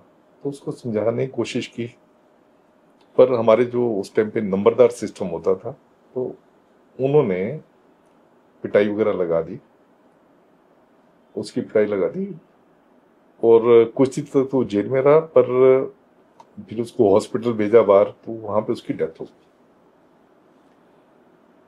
वो मेरे लिए बड़ा चैलेंजिंग टाइम था, क्योंकि हमारे जो सुप्रीम साहब थे उन्होंने कभी कोई रूल कोई एनफोर्स करने, रूल मेरे को एनफोर्स करने होते थे। हमारे जो ट्रबल क्रिएटर प्रिजनर थे उन्होंने सारे प्रिजनर्स को भड़का दिया कि सुनील गुप्ता ने मरवाया।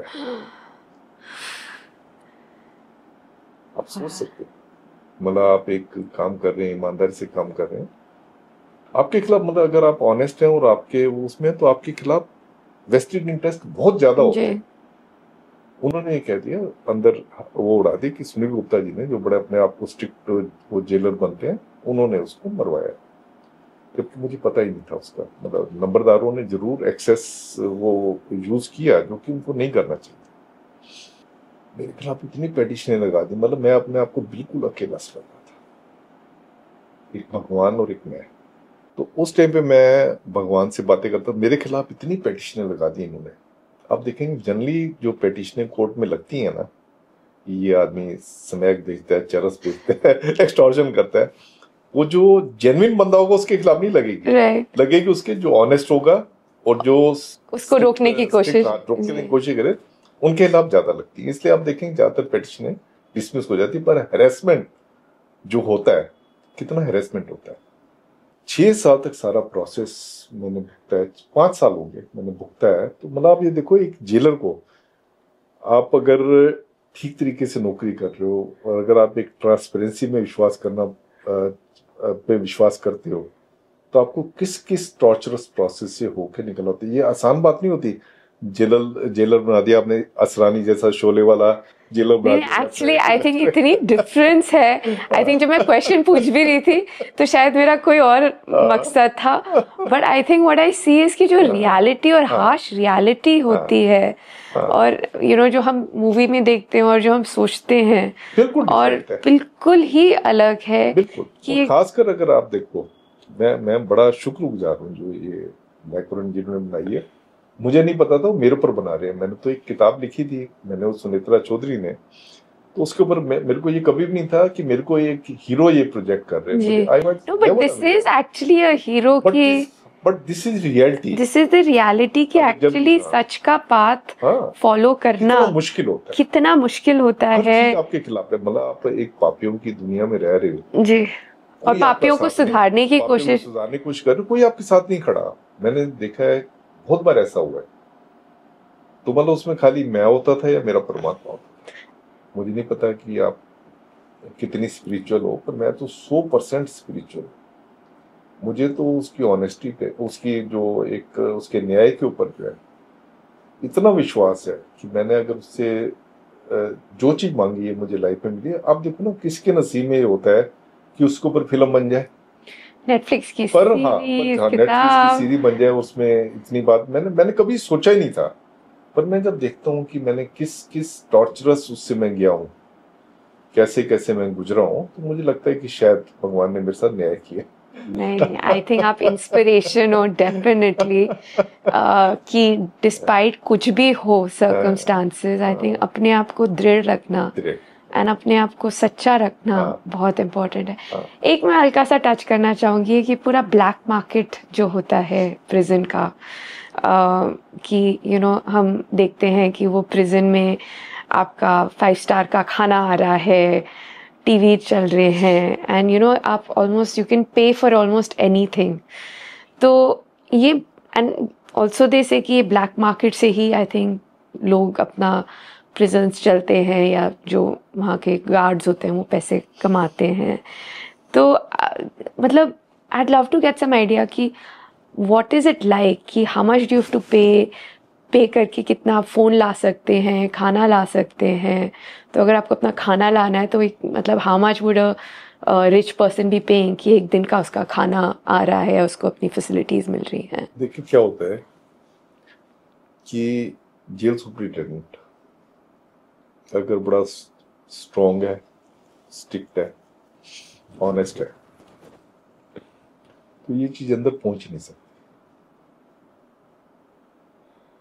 पर अगर आप स्ट्रिक्ट हैं, ऑनेस्ट हैं और स्ट्रॉन्ग है, उसका ये होता है आपको खमियाजा भुगतना पड़ता है कि स्टाफ आपका साथ नहीं देता, ज्यादातर स्टाफ आपका साथ नहीं देता, क्योंकि ट्रबल क्रिएटर होते हैं, हमेशा वो जीत कर लेते हैं। वो जाके आपके खिलाफ ऐसा माहौल बना देंगे, आपके खिलाफ ऐसा भड़का देंगे दूसरे स्टाफ वालों को। जो शरीफ स्टाफ होता है वो मन से चाहता भी होगा अगर आपको, पर उनको एक उनके आगे बोलने की हिम्मत नहीं होती, उनके आगे चलते भी नहीं और चलने की हिम्मत भी नहीं होती कि किसी को। जबकि जो बेईमान लोग हैं वो ऑर्गेनाइज्ड है और जो दूसरे लोग हैं वो ऑर्गेनाइज्ड नहीं है। तो एक्चुअली ये पूरा ऑर्गेनाइज्ड ब्लैक मार्केट चलता है। ब्लैक मार्केट चलता है, चाहे कास्ट इसमें एक बाइंडिंग फोर्स हो, रिलीजन एक बाइंडिंग फोर्स हो। कास्ट जनरली मैंने देखा है वो बाइंडिंग फोर्स होती है। एक कास्ट का आदमी अगर ऊपर है तो दूसरी कास्ट का आदमी विद इम्प्यूनिटी आपको प्रोपर्टी आर्टिकल जाके उस प्रिजनर को देगा। उसको पता है कि मेरा कुछ नहीं होगा, क्यों मेरी कास्ट का आदमी बैठा है। अगर एक आदमी खुलेआम ब्लैक मार्केटिंग कर रहा है, जेल में स्मैक बेच रहा है, जेल में मोबाइल दे रहा है, जेल में प्रिफरेंशियल ट्रीटमेंट दे रहा है या प्रिफरेंशियल, आजकल मुझे बड़ी हैरानी होती है जब लोग बताते हैं, क्योंकि मैं आजकल प्रैक्टिस कर रहा हूँ तो मेरे पास लोग आते हैं। कई लोग मेरे पास इसलिए आते हैं केस करवाने के लिए जिनका बंदा जेल में होता है कि वो सोचते हैं कि मैं जेल में उनको फैसिलिटी वगैरह दिलवा दूंगा। वो मुझे जब बताते हैं, मैं आपको बताऊं, मैं दिव्या जी बता नहीं सकता आपको कि कैसे कैसे वो कहते हैं कि खाना जो है वहां पे 2 टाइप का होता है। एक सिंपल खाना होता है, एक होता है स्पेशल खाना, जिसके लिए 1 लाख रुपए महीने तक जो है जेल वाले को रिश्वत देनी पड़ती है। सेल बिकती हैं, लाखों रुपए सेल के लिए जो आपको देने पड़ते हैं, तब आपको एक अच्छी सेल में रखा जाता है। सेल और उसकी ट्रीटमेंट ये होती है बैरक्स की। बैरक्स में आप कैटल क्लास हो, सेल में आप जो है वीआईपी एक ट्रीटमेंट, उसके लिए आपको पैसे देना, हर एक फैसिलिटी आपकी बिक रही है। तो जो मेरा ओपिनियन है उसमें, ये जो आपने ब्लैक मार्केटिंग वाली बात कही है, उसके ऊपर मेन कारण है कि अगर सुपरिटेंडेंट आपको ऐसा मिलता ही नहीं है, ऑनेस्ट हो, स्ट्रांग हो, रूल एनफोर्सर हो, ऐसे मिलते नहीं। हर कोई चाहता है पोली पोली खेलना, हर कोई ये चाहता है कि यार तेरे को पड़ी है सिस्टम सुधारने की, साला सिस्टम जैसा चल रहा है इसको चलने दो, है ना। और स्पेशली अगर हमारे पॉलिटिशियंस जेल में है तो फिर वो और मोटिवेशन कम हो जाता है कि अब तो बिल्कुल ही कुछ चेंज नहीं करना चाहिए। And let's give all the politician आ रहे हैं, पॉलिटिशियन जो मांगे उनके आगे पीछे लोग अपने छोड़ दो, उनकी मालिश कर रहे हैं, उनको खाना अलग से बना के दे रहे हैं, सब कुछ कर रहे हैं। तो सिस्टम को सुधारने कोई नहीं चाहता आके, बल्कि वो कहते हैं कि चलो और लोग लूट रहे हैं, हम भी लूटें, हमें फिर ये मौका कहाँ मिलेगा। तो जब तक आपका इसको कहते हैं एडहॉकिज्म, राइट, जब तक आपका एडहॉकिज्म होगा। एडहॉकिज्म क्यों है? क्योंकि जो भी कमांडिंग पोजीशन पे जेल में, तिहाड़ जेल की मैं बात कर रहा हूँ, आ रहे हैं वो लोग, आ रहे हैं बाहर से डेपुटेशन। जी, बड़ा अच्छा एग्जाम्पल देता हूँ। जैसे मैं हूँ, सपोज मैं जेलर हूँ, मैं सुप्रीम जेल हूँ, मैं डीआईजी हूँ, मुझे पता, अपनी मैंने इतनी नौकरी की है, मैं आदमी को पहचानता हूँ जी, मैं किसी भी गलत आदमी को किसी सेंसिटिव जगह पे नहीं रखूंगा जी। पर यही अगर मैं बाहर से आया हूँ, क्योंकि मैं गलत उसको इसमें रखूँ क्यों, मैंने सिस्टम, मैंने भी 10 साल नौकरी और करनी है, मैंने सिस्टम को इम्प्रूव करना है, राइट, ताकि मेरे साथ वाले भी कहें कि इसने सिस्टम इम्प्रूव किया, उनको भी मोटिवेशन मिलेगा सिस्टम को इम्प्रूव करना है। अब अगर मैं बाहर से आया हूँ, मुझे यार मैंने 2 या 3 साल रहना है या मैक्सिमम, नहीं तो मेरा जहां से भी मेरा कोई जान पहचान का कोई आएगा, मिनिस्टर आएगा या आएगा, उसको मैं कह के अपना जेल से बाहर मैं अपनी पनिशमेंट पोस्टिंग को चेंज करूंगा, ठीक है ना। वो बंदा जो है वो कहेगा नहीं सिस्टम जो जैसा चल रहा है, चलो मैं प्रिजन स्टाफ से क्यों दुश्मनी बनाऊं, मैं हार्डन प्रिजनर से क्यों दुश्मनी करूं। वो कहता सिस्टम जैसा चल रहा है चल रहा है। तो इसमें सिस्टम चाहिए। आप जब तक अपने एक कैडर क्रिएट नहीं करते जो इसको मैनेज करे, जी, कि आईजी लेवल तक जो जाके जेल को मैनेज करे, जैसा कि हिंदुस्तान की और जेलों में होता है। आप उनसे क्यों नहीं देखते? जी। आप लोग जेल वालों को चोर समझते हो और आप सोचते हो कि हम थानेदार हैं, बाहर से आएंगे इनको सुधार देंगे। जब तक आपका ये एटीट्यूड रहेगा, कैजुअल एटीट्यूड रहेगा, एडहॉक एटीट्यूड रहेगा जेल के साथ, आप जेल को कभी नहीं सुधार सकते। What is the most luxurious जो जेल का सेटअप है जो आपने देखा है? देखिए लग्जूरियस क्या होता है कि अगर आपने फैसिलिटी दे दी जिसको आप वीआईपी फैसिलिटी कहते हैं, तो वीआईपी फैसिलिटी में क्या क्या होता है? जैसे आपने एक सेल दे दी, एक कमरा, मतलब सेल मीन कि 1 रूम अपार्टमेंट, स्टूडियो अपार्टमेंट वो है, अंदर ही टॉयलेट है आपकी, अलग टॉयलेट है आपकी, अलग आपका नहाने का है, उसी सेल के अंदर ही है आपका। आपको सोने के लिए एक बेड मिला हुआ है। उसके बाद सबसे पहली अब तो आपकी ये होगी कि आप दूसरे प्रिजनर्स के कांटेक्ट में नहीं है, तो आप you are protected by the walls of the cell. सबसे पहली फैसिलिटी तो ये होती है, वीआईपी फैसिलिटी कहते हैं। दूसरी फैसिलिटी होती है कि जैसे जो कि खासकर जो गैंगस्टर्स वगैरह ये ले लेते हैं, मोबाइल फोन बाई हुक और बाई क्रूक, डरा के या धमका के या पैसे दे के अपने मोबाइल फोन पे, ये तो होती है उनके लिए। आपको जो मिलने वाले आ रहे हैं और मिलने वाले आ रहे हैं, तो वो बीच में आयरन वायर मैश होती है, आयरन ग्रिल्स होती हैं, जिसके एक तरफ मिलने वाला खड़ा होता है, एक तरफ जो है प्रिजनर खड़ा होता है। तो आप चाहते हो, जो मैं वीआईपी फैसिलिटी का कह रहा हूं, उसमें आपकी 1 to 1 बैठ के बात हो जाती है। दूसरी वीआईपी फैसिलिटी ये होगी, मतलब कभी भी कोई आपका मिलने वाला आ रहा है, आप उसकी मुलाकात करवा रहे हो, तो फेस टू फेस बात करवा रहे हो।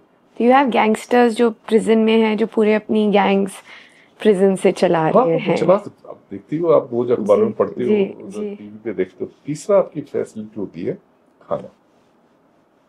खाना अगर आपका स्पेशल खाना बन रहा है या बाहर से आ रहा है या घर से आ रहा है, तीसरी फैसिलिटी आपकी ये होगी खाना। खाना आपके ऊपर सब बाहर से आ रहा है, 3 फैसिलिटी दे दी, इनको वीआईपी फैसिलिटी कहते हैं। और जनरली जो प्रिजनर होते हैं, पैसे वाले, पॉलिटिशियन या गैंगस्टर्स, वो लोग ये चीजें बाई कर लेते हैं या अपने रसूख से जो उसको ले लेते हैं। Lovely. So thank you so much Sunil ji, आपसे बात करके इतना अच्छा लगा। आई थिंक मैं इतना सीखी हूँ about prisoners, about psychology, about human psychology, actually क्या सिचुएशन है जेल्स में, एंड सबसे इम्पॉर्टेंटली कि हमारे को क्या चेंजेस करने की ज़रूरत है as a society, in ah mindset, हमारे प्रिजन सिस्टम में।